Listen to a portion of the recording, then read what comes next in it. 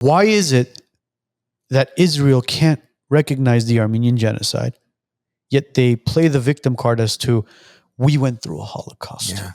Well, so did we. I think for a couple of reasons, neither of which are legitimate in my view. But on the one hand, recognizing another genocide would dilute the political power of the genocide against the Jews in the Second World War. Well, what I'm about to say might be taken out of context. And again, ladies and gentlemen, don't take this out of context, but we were only 1.5. You were 6 million. Why would it dilute it? I know. Genocide is genocide. Absolutely. Right? I mean, we have to learn from these things and recognize them and commemorate them. I was in Greece in March, and there was a huge event set up in Syntagma Square across from the parliament. It's the main square of the country, right? And it was about the Pontian genocide.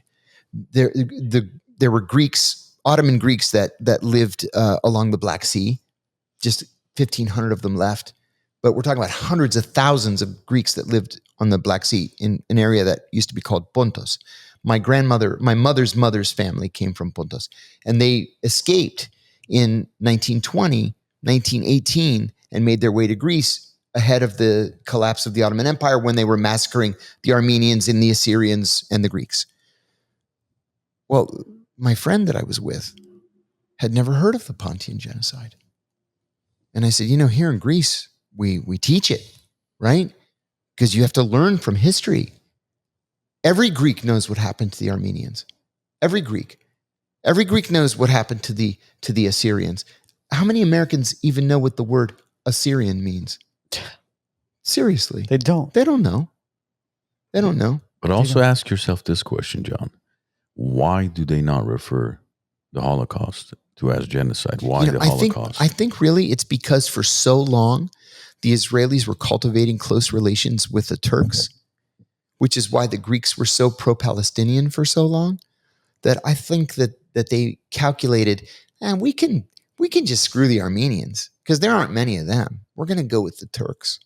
And the Turks aren't going to want us to recognize the Armenian genocide, but the Turks are going to sell us weapons. And they're going to give us a little foothold in the Muslim world. I think that was a very cynical calculation. But why wasn't it called the Jewish genocide, Israeli genocide? Say it again. I mean, not Israel. Why wasn't it called the Jewish genocide? Why the Jewish Holocaust? Why was it called the Jewish Holocaust? Yeah, every other country that faced a genocide or mass killings was called a genocide, right? Yeah. Not Holocaust. Oh, I see. It's not called the Armenian Holocaust. No, you're exactly right. Why? That's a good question. Yeah, I have a good friend who I'm ashamed to say is the attorney for the Turkish government in Washington. And he's got a Wikipedia page. And on the Wikipedia page, it says that he is an Armenian Holocaust denier. And I said to him one day, did you know that on your Wikipedia page, it says that you're a denier of the Armenian Holocaust? And he said, I am not. I'm not a denier. He said, there is a United Nations mandated definition of Holocaust, and it doesn't apply in the Armenian case. The Armenian killings were a genocide. And I said, be that as it may, this is a bad look for you, because for most Americans, the words Holocaust and genocide are interchangeable. Just accept that 1.5 million Armenians were murdered. Just accept it. You know it happened. He's like, no, in law school they taught us, and he won't acknowledge it. He won't budge at all, mentioning it's that a genocide not a took Holocaust. place. Chael Sonnen was on our podcast, and Chael Sonnen ran into a friend from Turkey, and he would ask him as well. He goes, what happened in 1915? And he said, an event took place. Yeah, that was Ottoman. We're not Ottomans. That's not us. Could you imagine, John, if the Nazi flag was still flying around in Germany?